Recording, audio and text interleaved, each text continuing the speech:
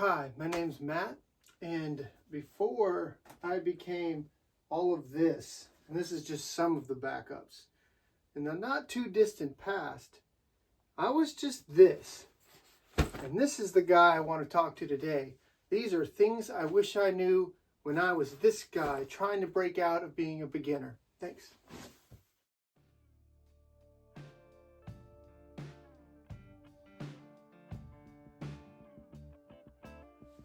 All right, so the key thing I wish I could have told myself when I was just trying to get out of becoming a beginner and into a little bit more competitive disc golf. Discs are very personal, but the lines you throw are practical. And early on, you're going to meet so many people that love what they love and are going to try to kind of sway you to throw what they throw. And it's more important as a beginner, or kind of breaking out of being a beginner, is to understand that what you need to learn is how to throw specific kinds of shots. That's what I'm calling lines. And what you start noticing as you play with people that are better and better is that they're going to throw shapes, that's what I'm calling lines, that you don't have yet. So what you want to do is, instead of picking up every disc that's recommended to you, is try to find discs that provide different kind of flight lines that you don't already have and can shape early on. And I'll show you some examples of these here. The first one is the idea of throwing a straight shot with a more floaty disc.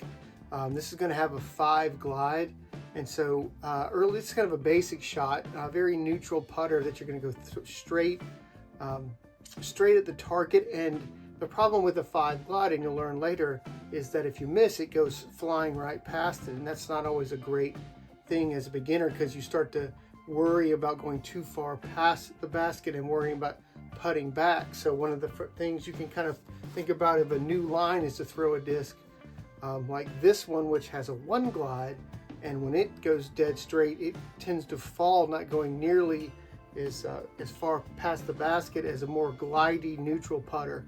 And so that different line you'll see is very, very useful. Real simple. That's a very basic one to start with.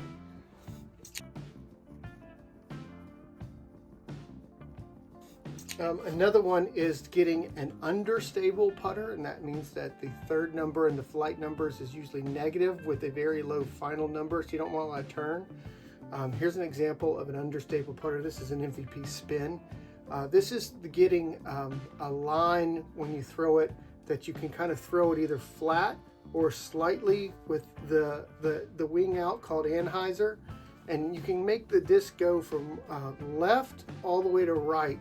And as a beginner, that shot, especially if you don't have a forehand, is incredibly useful, especially if something's guarding the basket and you can't get there from the normal right to left route. So thinking about an understable putter, or like I said, trying to grab a disc that can help you go from right to left, whatever you currently have. If you don't have it, experiment with some and try some out. But the third number being negative and the last number being 0 or 1 is usually kind of what you're looking for. Getting that understable flight to get you go, and that's a new line for beginner. A lot of beginners don't get that one early. Kind of a standard shot that you probably have already figured out is to take a disc that's a little bit more stable, which usually has a final number in the flight numbers of 2 or 3 or 4. And you can kind of throw this one out to the right of the basket, especially if you throw it high and aim high. It will then kind of, as it slows down, it will want to kind of fall back to the basket. And obviously this is a very simple, most beginners can kind of pick this one up because it's a natural disc flight, but still looking for the perfect disc that does that for you consistently is super important. There's lots of different discs that can do that. So something that feels good in your hand and that you can trust, aiming high and right and then kind of falling back to the basket is another good line to throw. This is one that you won't see a lot of beginners throw early on. If you take a very overstable mid-range with slow speed, this one is 5304. It's called a deflector.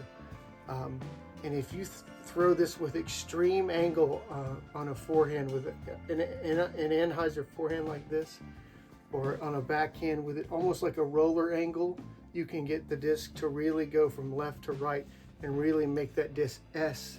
And this is an incredibly useful line as a beginner to kind of master.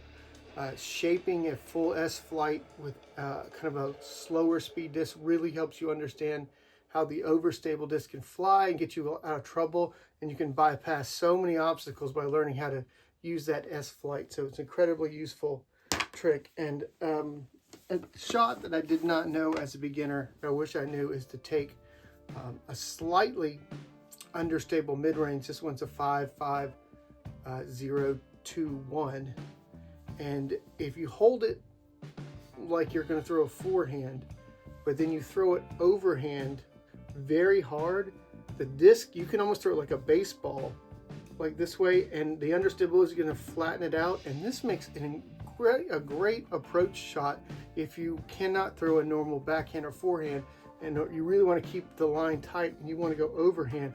It also lands on its face and slides. It's super useful for getting you out, and a lot of beginners just don't even think about that shot. I wish I knew about that shot as well. People love to talk about what they throw, why they throw, and you should throw this. And what I want to tell my beginner self is that it's more important that you understand how the discs fly and the lines that they can fly. I spent so much time trying to get the right disc early. What I've learned in hindsight is that I needed certain shapes of flights that I can throw that help my game out, versus throwing the quote-unquote right set of discs that I may not be able to reproduce the right kind of flights. So I'll show you some.